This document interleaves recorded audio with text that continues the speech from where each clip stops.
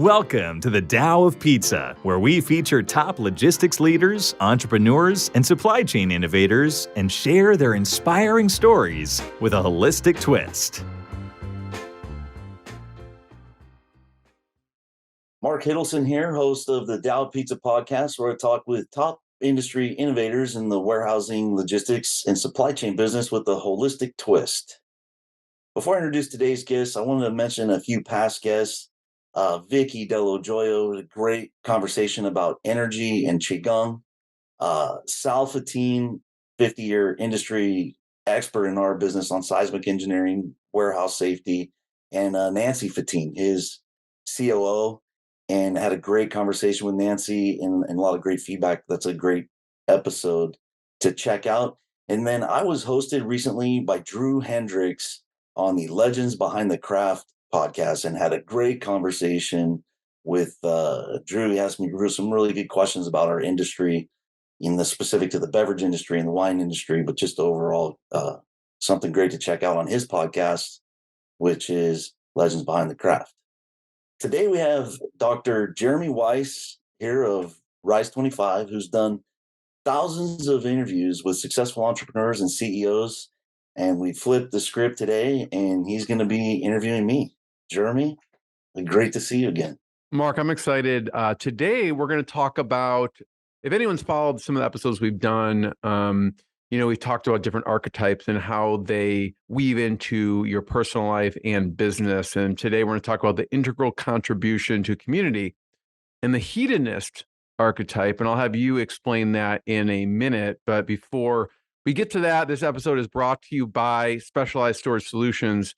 Anyone who knows you, Mark, you've been in the logistics and storage industry for decades now, and you provide an industry-leading warehouse storage solutions nationwide. So basically, if someone needs rack, shelving, carts, conveyors, mezzanines, they need help with design engineering, installations, anything under the sun. If you don't know, you'll find someone, or someone who knows, as people have listened to the episodes. People who have been doing this for a long, long time. So sometimes people don't even realize that you can actually help with permit acquisition services. So you take a holistic approach to an entire business supply chain when you go in and the ecosystem that it's involved in. So if you want to learn more, go to specialracks.com or give them a call, 707-732-3892. I know you share your personal email address for podcast listeners. They can email you questions, or if they have questions about, warehouse storage and retrieval systems, Mark Hiddleson at AOL.com. Mark, before we dig into the integral contribution to community, I know, where we last time our conversation kind of left off was the integral attunement, which was the dilettante athlete. So I'd like you to circle back to that for a second before we get into this one. Yeah. And then dilettante is a word that I love more than amateur, but it means basically the same thing. And amateur athlete is it's one of my favorite archetypes because I love training for things, and I love the parallels between how you train and prepare. I was thinking like athletes, they're proactive because they practice. They're practicing probably 100 times or 1,000 times more than the actual performance. And I think there's a lot. Anything that is worth achieving in life, it takes a lot of practice. So we talked about a few things, and in the shadow archetype, that's the good part of the athlete, is the training and anything, and then the shadow is kind of being overconfident. And but the last few things, we didn't get to talk about travel, like travel in attunement, and attunement is really, it's not a place that you arrive. It's looking at yourself, your body, your life as basically like an instrument, like you would tune in an instrument. And one of the ways I've found is travel. And I know like not everybody can afford to travel, but it's one of the things that I put high on my list of things to do in life, because those experiences of being in another culture where you don't speak the language. And both my parents did study abroad in Mexico to learn the language. And one of my friends, business associates, he says the best way to learn a language is submersion. and it's immersion is the word, but it is, when you're traveling, it is kind of feel like submersion, like you're submerged. And there's a lot of assumptions that we make about how life should go, or the way other cultures approach things. And travel is just, it's a great way. There's no way to explain it when you're there. But even the way buildings look, the architecture, the sights, the scenes, the smells, how things move around. I mean, traffic. I mean, one thing, I have a rule: I don't ever drive if I'm going to a foreign country, because they have, there's roundabouts and there's people, they use their horn more than their brake. So just a great way to kind of check in. And then in our business, we're always, usually when we travel, we're going to be looking at specific systems. When you go to an island, here we live in California, and we're distributing, products all over the country on railroads and trucks and everything like that. And we have a port that a lot of stuff comes in through our port. But these smaller islands, we were just recently toured the Bahamas, and it was a really storm, and it was really wet, and you could seem like there's water everywhere. But since we're in California, it's a it's a 30-year drought cycle for the last few thousand years. And so water's a big deal here. Where's the water coming from? Is it wells? Is it canal? And he said, we used to have some wells that didn't work out very well, but they actually truck they're bringing in on boats. So they're moving water, like people's drinking water, on a ship. So, things we take for granted here, we're worried if the river is a little low or the lake is lower than it was last year. But, within the next 25 years, it's going to come back. So if you can wait that long for water, but they're having to truck it in from another island. So, and then a lot of things in our business, a lot of the cost justifications for the projects we do, it's racking, shelving, conveyors, is, you're saving a lot in real estate, and we help companies optimize their space. And then it's also time, because if you can have stuff, closer together and more organized, it takes less labor. So land costs, labor costs are really a lot higher in some places it's lower, and that supply affects our supply chains. But a lot of the place for our industry, they're doing more innovation, racking, storage, because they've run out of land, and they're, for whatever, a lot of social reasons, the labor costs are higher. So they're looking for ways to maximize their labor force and their land. So a lot of the systems, a lot of the big automated systems that were, and I talked about in my interview with Sal Fatine, that's one of the reasons that was a great one to bring up, is because Europe is probably 20 years ahead of the US. It might be, Sal says they're catching up, because a lot of European companies are moving here, and it's kind of the ideas are spreading on how to optimize facilities and supply chains. So travel, for me, if you can do it, and we always, we make it a learning experience. It's one of the best ways for attuning your mission, vision, and values, and kind of see how other people are doing it, and be open to kind of changing the way. It's another paradigm. Traveling is another way to look at paradigms. There's a lot of innovations that have come from going to other countries. I mean, that some things are normal there and they're not here. Like, I remember, hearing about some of the stories of people going to Brazil and experiencing coconut water, which is normal there. And then they brought it here, which, now it's much more prevalent. But before it wasn't. And they brought it from they experienced it in another country and brought it here, and catches like wildfire. So there's a lot of different, either stuff that's normal there, or bringing different innovations that have some other countries or regions have figured out, and bringing it to your region industry. You reminded me to one of my favorite stories, and I haven't read any of his books, but I'm pretty sure his name is the founder of Starbucks is Howard Schultz, right? Is that his name? Howard Schultz. Yeah, I mean, I think he's currently the CEO as well. So, but yeah. So he's the founder, and like, he invented the $5 cup of coffee. Well, he didn't invent it. He did R&D, which I don't know if you told me or I was, but it's rip off and duplicate. in R&D. He went to Europe and he saw these amazing cafes. And I mean, that's another thing when you travel, like it's an experience just to go to a cafe and order a scone and a cappuccino. It's not like they're not in a rush or anything like that. That could be your whole goal for the whole day. In France or Italy's a lot like that. And I remember hearing something or reading something, but he had, and this is what I call a Satori moment. We talked about this in the Attunement. It's like where you feel something in your whole body. He was like, wow, we don't have it. Like this would work in America. And they're like, we don't have it.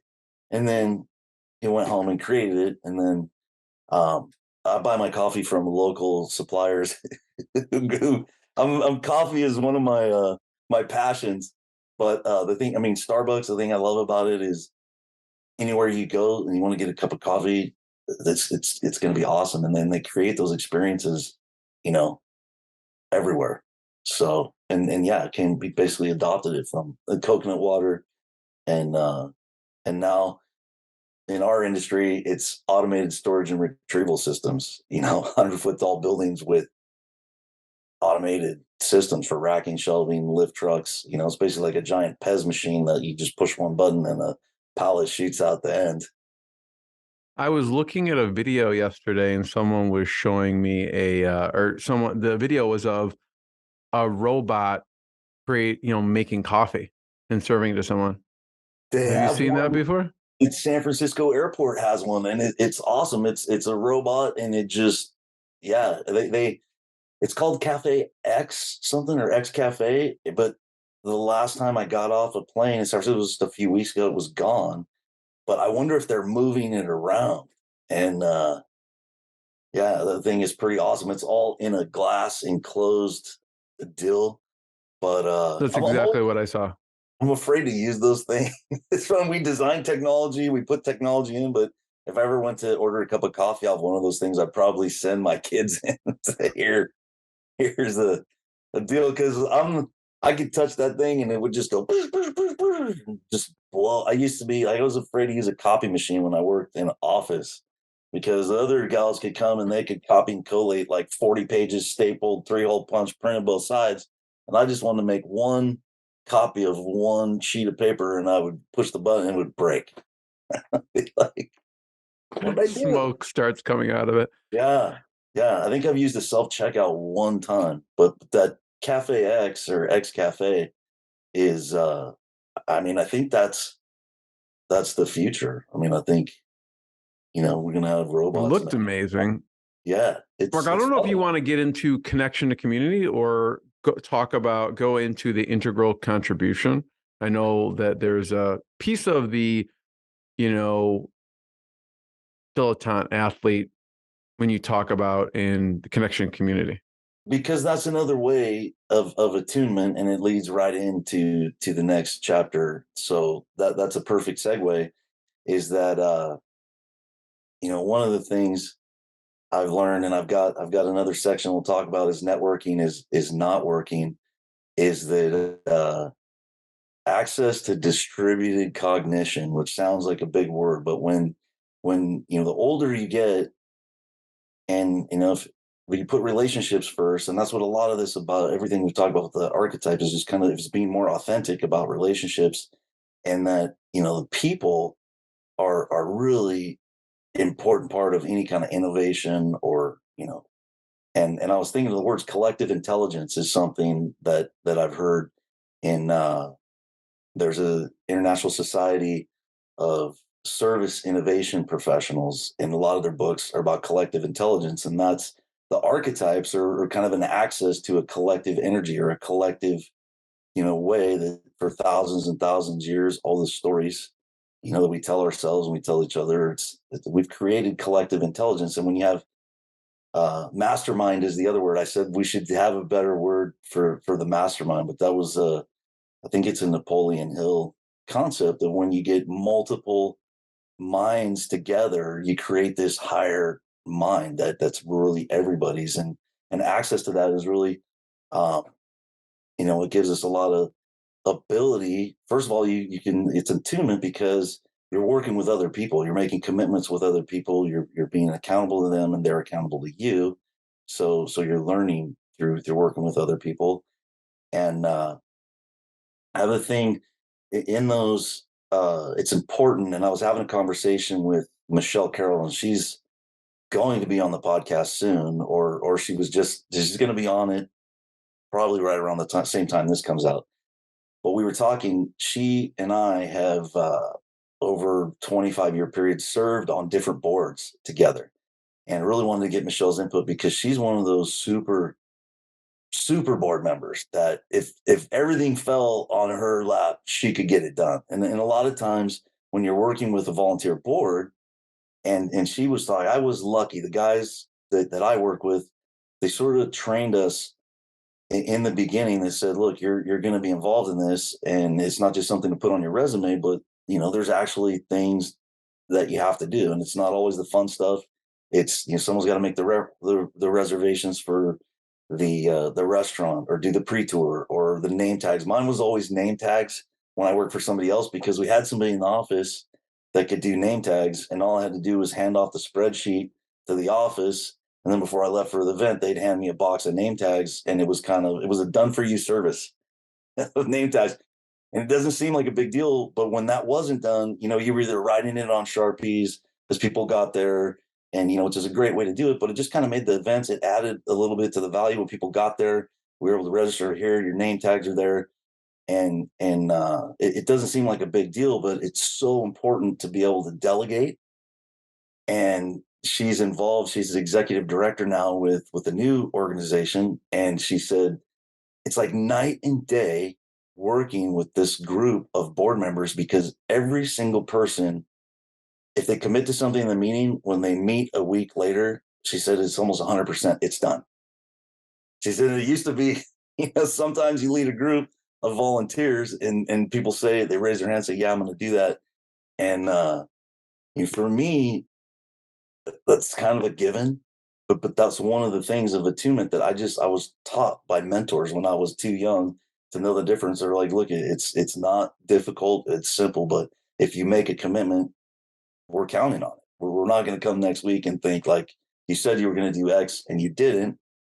What's also a little bit in the spirit of the dilettante athlete, it's not like 100% perfection, but when when there is a commitment that was made and it didn't happen, it's like, hey, I did commit to that. It didn't happen. How's that going to affect the group? And how do I get current right now and make it happen? What's the shortest period of time? If I can fulfill that commitment in an hour or whatever, but take responsibility and make it happen.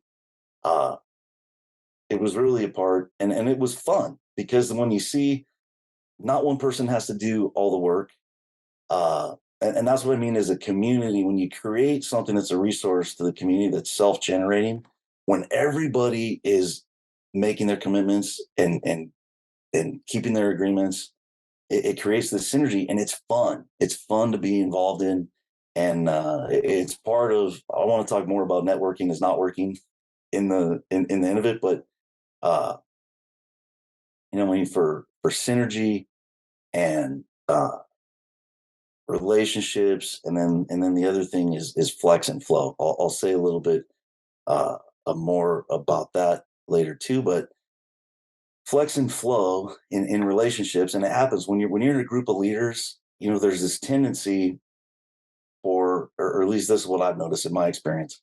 Like, some people are an expert in something, or you get just certain personalities that are type A's, and they want to take over everything. And I mean, I have that. I've been more self-aware of it, but I have that as a natural. My natural ability is like, well, I'm just going to take over, do it all.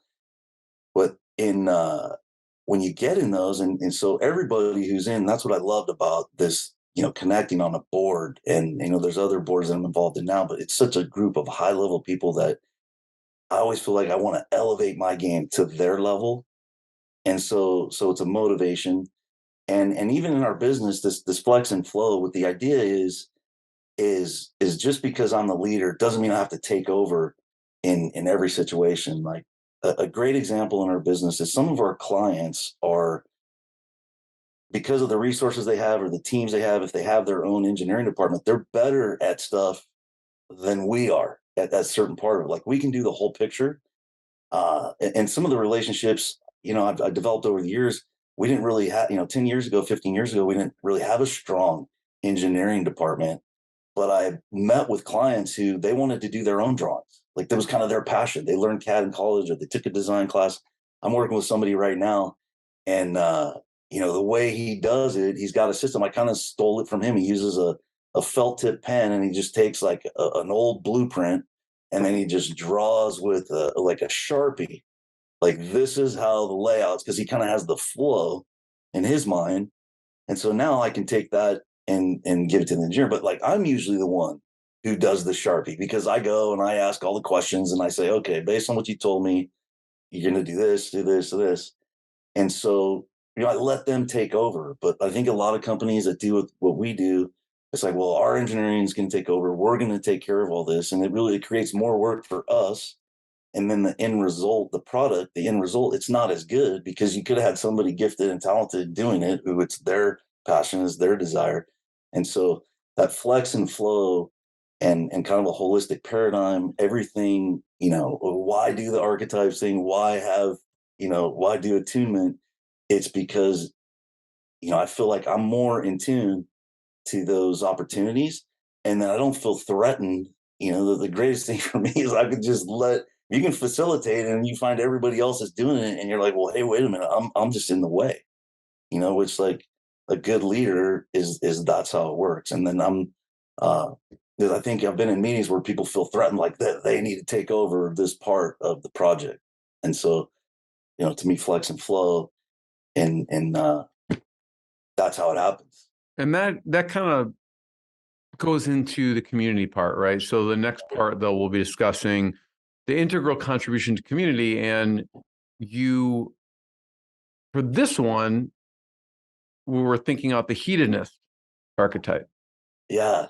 So the hedonist archetype is one that I chose. It's one of my favorites, and any the people that know me is like, I like to have a good time, in my ecology of values, our number one rule is enjoy the ride. And if it's the number one rule, why is it number 7 on the list? Well, because that's funny. So I just want to, and life should be, there's enough suffering in life that everybody's going to get their fair share. And, for me, I chose that archetype, one, because I really think it's important. And then another, so that's the good part of the hedonist, right? Is finding silver lining in the cloud. I mean, there's a lot of things about, having fun. Like I have fun pulling weeds just because it's something that has to be done. They were teasing me this morning in the meeting because I think I've shared this story, but taking out the garbage is one of the things I've just taken pride in at our house. It used to be a grind with my kids. Like, you guys are taking out the trash. You need to learn responsibility. We're just on the dad. And now I've just started doing it, and we only have one more son at home. And whenever, because we had a rule when I was doing it, was like, it's your guys' job. And if you need help, you can ask me for help. And so I just kind of reversed it. And I said, you know what, I'm going to do it. And then when I want help, I'm going to ask for help. Well, last week, the garbage, we usually do it the night before, and our garbage guy usually comes at like 9 in the morning. Well, he shows up at 7:30, and it's yard waste. And my wife is like totally, hers in, she spends time in her yard. Her yard is like her house, like a resort. Everything's perfect. But she has 2 yard waste recyclings, and that we've had for, like, we got one for the neighbor as a favor. And she goes, well, when they're done with it, we're just keeping it. So we hear the beep, beep, beep, the guy backing up, and he passes our house. And, and then it's like, did you take out the garbage? I said, no. And so she starts going through, all this stuff. There's 2 of them full with everything. So I run outside, and my youngest son just got out of bed. He's laughing at me, but I'm in my flip-flops, grab the garbage can, and I'm chasing the garbage down the street and going, hey, wait. And the guy's not waiting. He keeps going and going and going. And I'm like running. And then there's neighbors. My son said everybody came out of their house, but there was a few people out of their house, and they were like cheering me on, and they're like trying to stop. The garbage truck's really loud, and I caught this thing on my ankle, and it really hurt, and it flipped and fell over. Some of the stuff fell out, but I'm like still running. It's like, this is my job. I take pride in it, you know. And then like halfway down the street, I wanted to quit because I'm like, this looks really stupid. But I made it. You know, the neighbors finally got the guy to slow down, and then I did it. And then when he did it, everybody cheered. But I mean, that started out as a story about hedonism, being like, I would find pleasure in stuff that just, I mean, it has to be done. So you have a choice, you know. And so for me, and that's kind of how uh, it bit me. And then my son's worked for me, and it came up in the company meeting this morning about that. So uh, the hedonist also is the shadow. The reason I chose this one is that you know, I've experienced the shadow side of that. And we talked a little bit more when we were talking about the archetypal graph, that if you just follow the pleasures of your body, and you know, whether it's alcohol or sex, I mean, sex is probably one of the most powerful ones, but if you're constantly just seeking pleasure over time, the value goes down. And so there's the shadow side of the hedonist is just focusing too much on pleasure, and not really getting the big picture, and you know, connecting to your highest potential. You know, if you get caught in the hedonist archetype, then you could be doing the right things for the wrong reasons. You could be doing the wrong things for the wrong reasons. And I've, you know, in younger days, and even you know, sometimes that can bite me in the ass. And so it's one of the reasons I chose to work with that archetype, because I think that the good sides of it, they're there. I can remember going to an event in it was in Park City. We do a skiing event with a group that I'm involved with every year. It's like the end of January or first part of February. And I was, the last few years, I've always done a sober January. Well, those skiing things, like, it's almost a given. If you're going to ski, you have to drink afterwards because you're sore or anything. And I remember walking in, we were a little late. And when I walked in the door, you could see everybody got excited, like, oh, this guy's here. We're going to, no. And even the guy that answered the door, he didn't know me. He's like, oh, yeah. He goes, I heard you were coming. He goes, I guess now the party could really start, you know? And I was thinking, and I didn't say, and I never do this if I'm doing something like that. I didn't say like, oh, hey, I'm doing a sober January or something like that. I just said, yeah, you're right, man. I was like, we're gonna have a good time.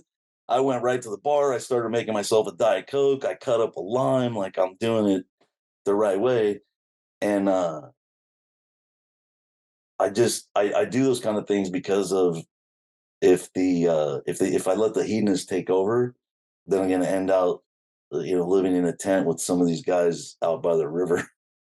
But I still like to have a good time, you know.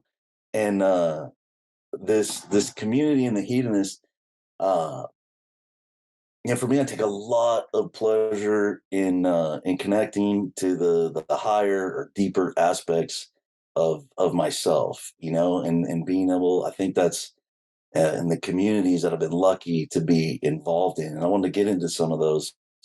Um, you know, it's a group of people who really desire to serve either the local community or the global community, and it's by reaching for our highest aspirations, or tapping into our highest, you know, potential. And you know, it becomes a community because we all take pleasure. I mean, that skiing thing, it's a bunch of leaders that they get together, and there's no official business agenda. It's not organized. One of my friends that helps that we put these on, Chris Murphy, we call it Poolside Logistics 101, is that when we go to a networking event or an industry event or a training, there's usually more information or more learning that happens out at the pool, or in this case, it's skiing. And then we do the pool and skiing too, because there's a hot tub. That's the other thing, when they're skiing, it has to be drinking, it has to be hot tub. So that year, I only did the hot tub and drinking Diet Cokes. And you know, I don't believe in coincidences. We've said that before. I don't want to. Do you believe in coincidences, Jeremy? Um, I mean, if you ask me, I was funny because I think things happen, for certain reasons. And I was Uh, just telling a story to someone earlier, who we work with, and they help tire shops do marketing. And I was driving down to Indianapolis for a conference, and I got a flat tire. My tire was shredded, and I was at the side of the road and waiting for AAA to take me to a tire shop. And I was like, maybe I'm supposed to get these people a client, you know? And so I texted the guy a picture of my tire, and I'm like, and they had great service, this tire shop. I go, maybe this is a company that you're supposed to work with or something like that. So you're like, well, I appreciate you thinking of me in this time where you're stranded for hours at the side of the road. But that's kind of how I thought about it. We try and yeah, and for me, try to make meaning out of things. yeah. So you So, chose to so take I the. do. So to answer your question, in short, no, I don't. I think that certain things happen for reasons, and yeah, So you do believe in coincidences that no, things I happen don't. for a I reason. think things happen for specific reasons.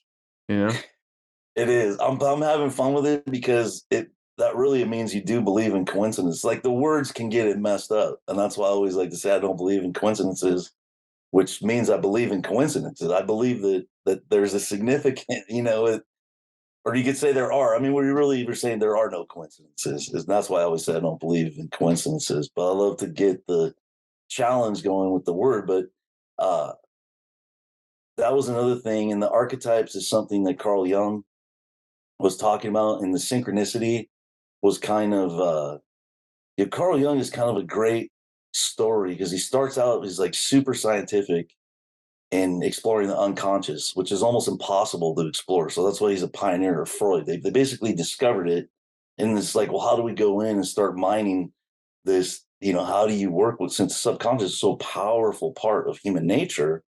How do we work with it? And one of his last things was on synchronicity, and it was controversial.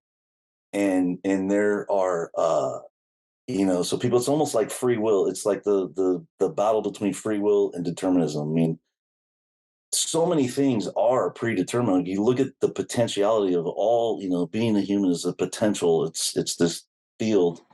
Um, and then that's why in community, I'm going to tie this back to community in a minute, but uh, when you told this tire story, it reminded me of, we had and this was a story I wanted to tell on one of the things, but I was with the client one time, and we were doing one of these. Oh, I know, because it was the last time I was at a mastermind. The last time you and I met, I was doing a mastermind, and it was around a football game. And a lot of the guys, I've got this group of guys that they're involved in, logistics or whatever, their clients, their resources, and we try to meet up.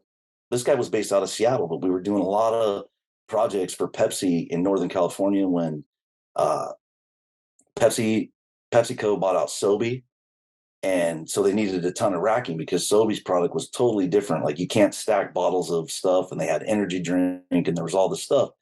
So we set up all these Pepsis. But there was a football game in Seattle, and so we all kind of rallied around that. Dwayne was up there. I was going to be there, and he said, "Well, you guys." There was a group of us flying in, and then he was there. He said, "I'll pick you guys up at the airport." So this is a great, win-win. Is community. We're all sharing resources.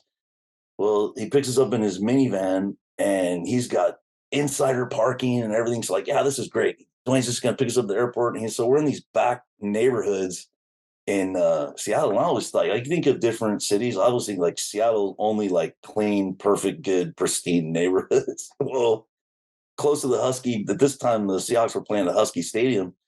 And we're driving around, and I'm like, these bad things could happen in this neighborhood. And he was getting kind of nervous, and he did a really dumb move. It's funny because everybody's in the car, and he hit the curb with his tire, and he popped the tire. And it was like, oh man. And so we're kind of like, we had extra time and everything because all these people are logistics guys. So they want to, have enough time to change 2 flat tires before we get to the game.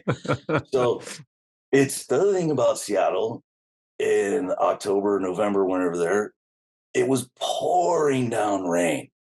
So like we're in this questionable area, and this is before like we didn't have Google Maps or anything like this. I mean, this was a while ago.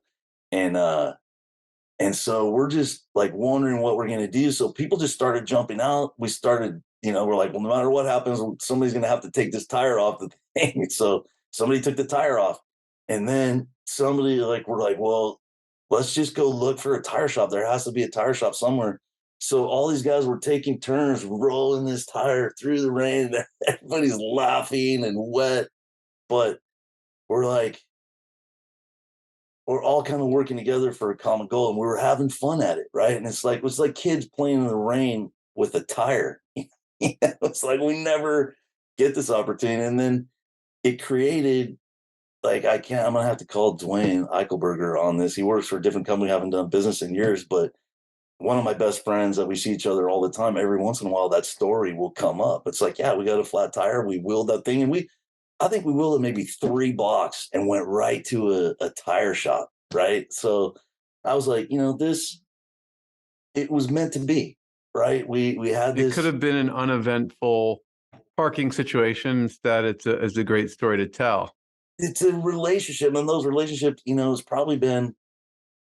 I don't even think I'd started my company. I was working for another company when we did that, and so this means over 17 years ago. If I could call Dwayne today, we'd be laughing about it. And so I look at those opportunities, and with synchronicity, it's a kind of little out there or woo woo, and the truth is, nobody's ever really gonna figure it out. But I think if you have a choice, and there was another author that I read, so everybody kind of wrote off Young at the end. It's like, well, he started talking about synchronicity, and that's when he started to lose it.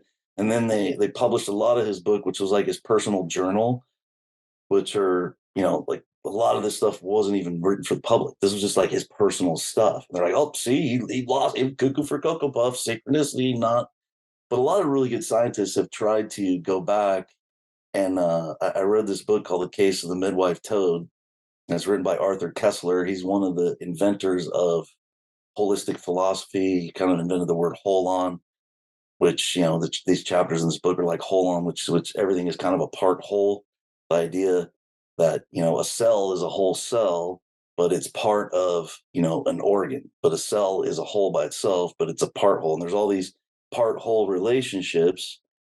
And which goes back to community, because our image of being separate, we're really not separate. We're part of a community. I mean, the one human couldn't exist on their own. But at the end of that book, the case of the case of the midwife toad, which is an awesome book.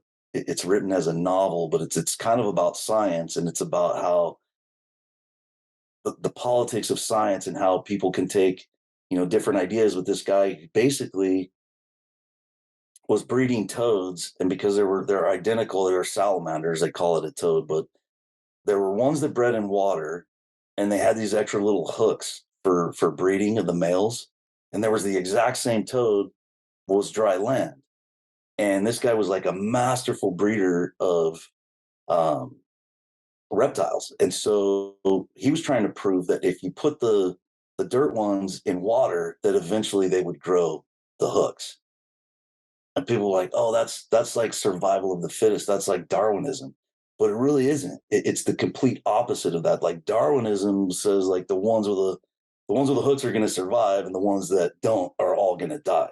This guy had a theory that like generation through generation through generation, that these toads, and he did it within like 5 generations, he would breed these toads, and then he got them. But it was super controversial because nobody wanted that to come out.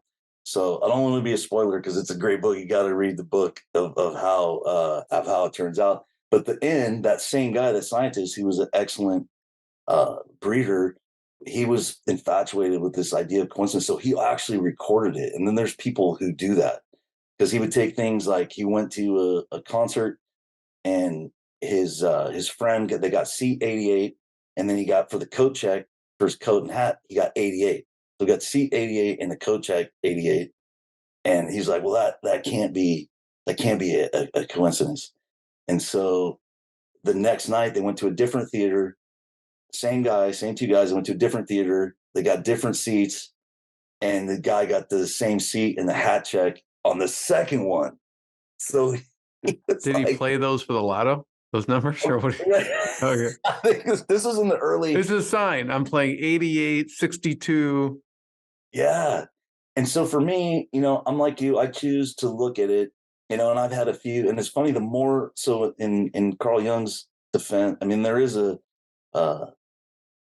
if you start paying attention to coincidences, they're going to start happening more and more because you see what you're looking for. I mean, that's another thing about humans. You're going to see, if you're looking for problems, you're going to find problems. If you're looking for answers, you're going to find answers. If you're looking for coincidences, you're going to find coincidences. But I've had, I went to I'm going to share a few. I wasn't going to do this, but this has to do with sharing passions, because I'm kind of passionate about those coincidences and what you do with it, right? I mean, you took that and you're creating a referral from another client. You're investing in that relationship for you, and then you're giving them an opportunity. I mean, that's like dropping the pebble in the pond and having it spread, because you're looking at and it's a lemons in the lemonade too, right? It's not just a coincidence. You're saying, hey, something is a pain in the ass. A flat tire. I mean, flat tire.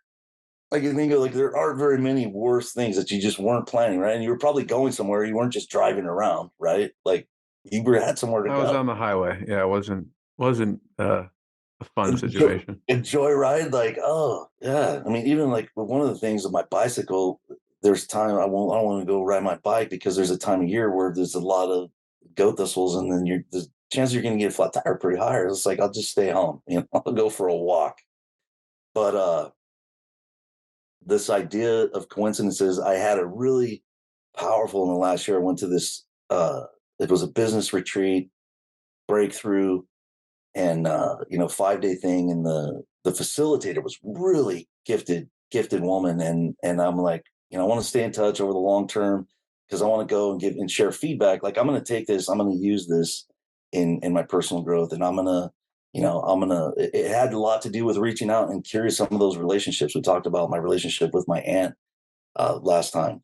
And it was really, it was a huge opening for me. So I said, I want to connect on LinkedIn. And so I sent her an invitation. And at that time, I was her 444th contact, and she was my 444 contact.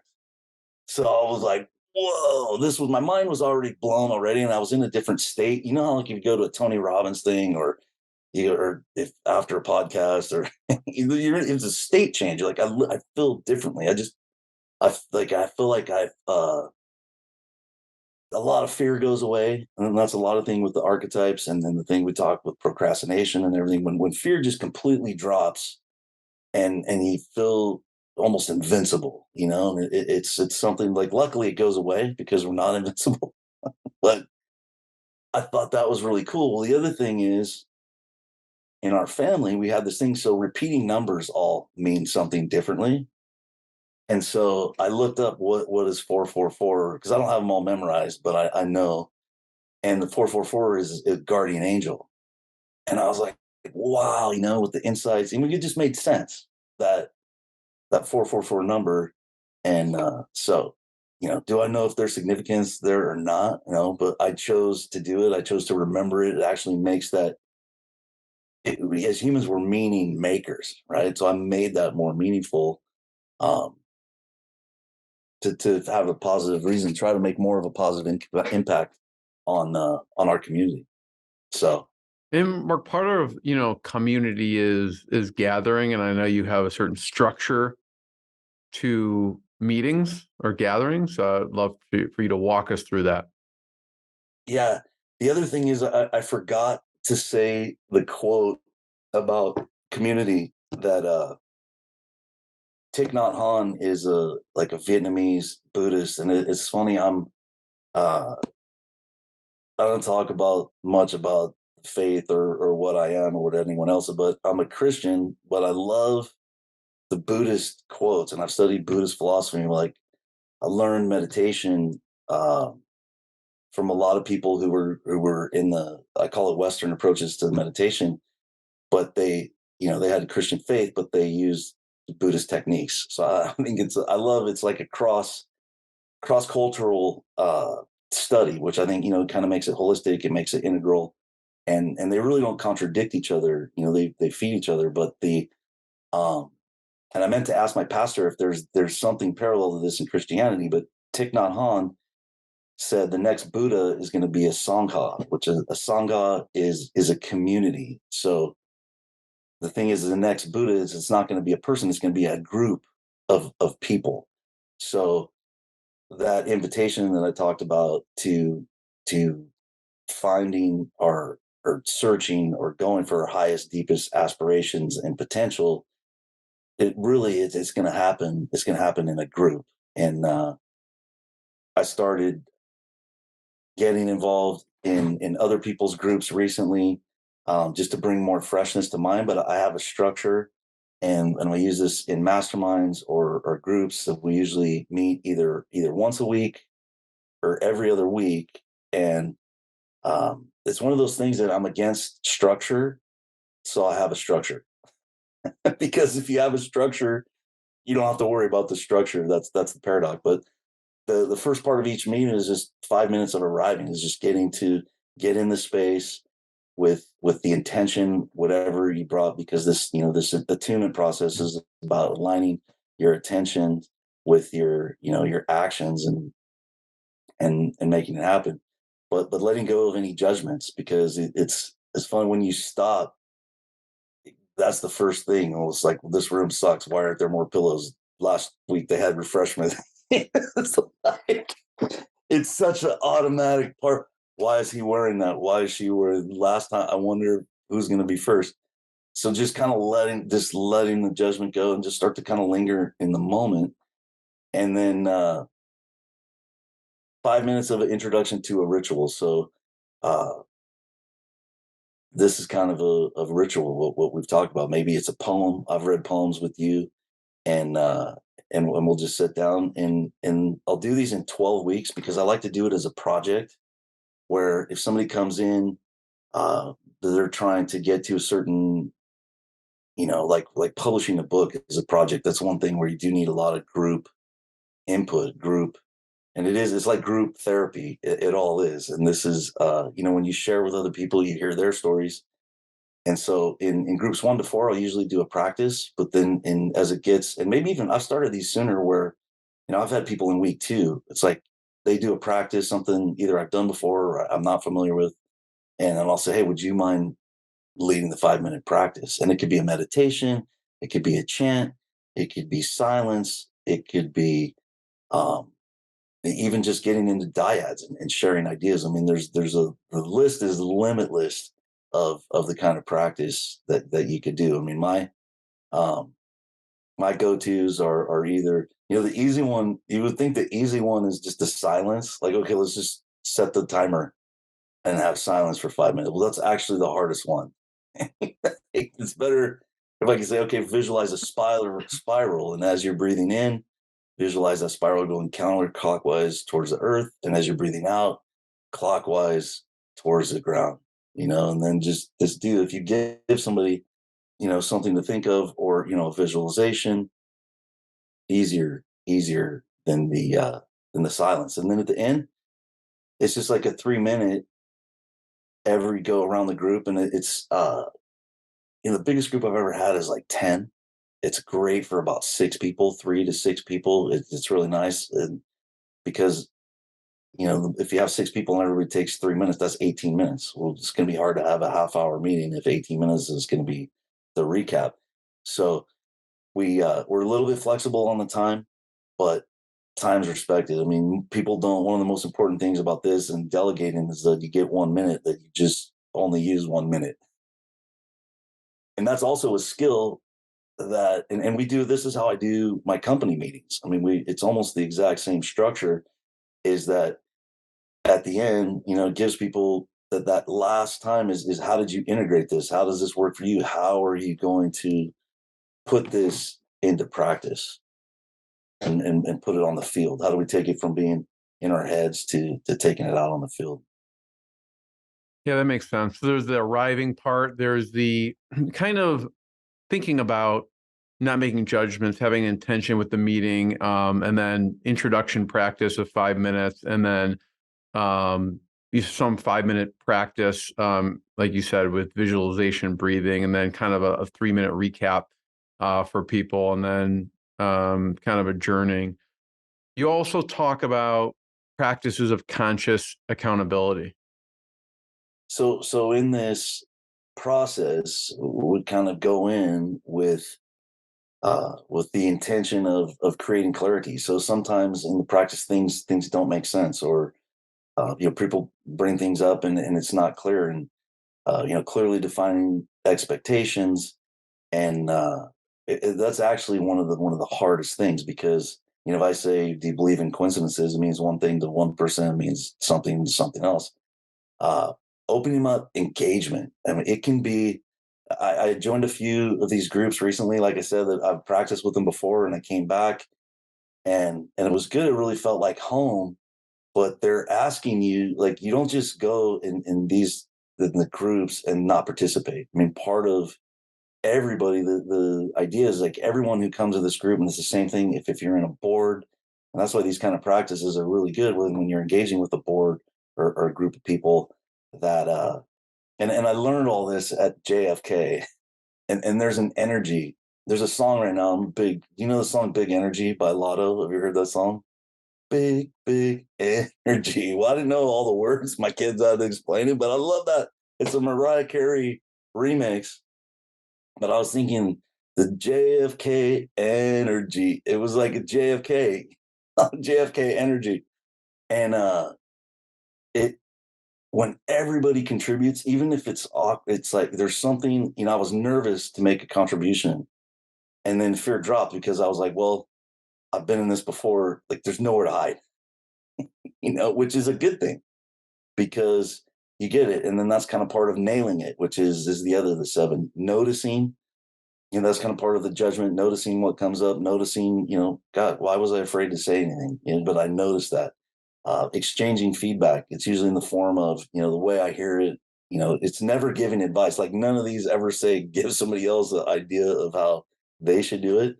And then one of the most important things is trying again, because a lot of times in a group, like, if you don't nail it, it doesn't really matter, because you're like, hey, we're gonna do this. We got 12 weeks, but we're gonna try again. I mean, if we fail at any one of these, clarity, nailing it, noticing it, exchanging feedback, claiming it is the other one. Is that, that's kind of with the archetypes. It's claiming the behavior. Like, this isn't just the way that I turned out to be. I chose to make coincidences significant. I chose the hero archetype. I chose the hedonist archetype. And so it puts you in a position, when you're in groups like this, it's such a high level, these 7 practices of conscious accountability. And that was the refreshing thing. What Michelle told me is, like, most people aren't operating that level of accountability. The team at Rise 25 definitely does. But that's one of the reasons I like working with you, is because it puts us in a position to succeed and elevate and distinguish ourselves. And then I like to use the term generate excellence everywhere you turn. Love That's it.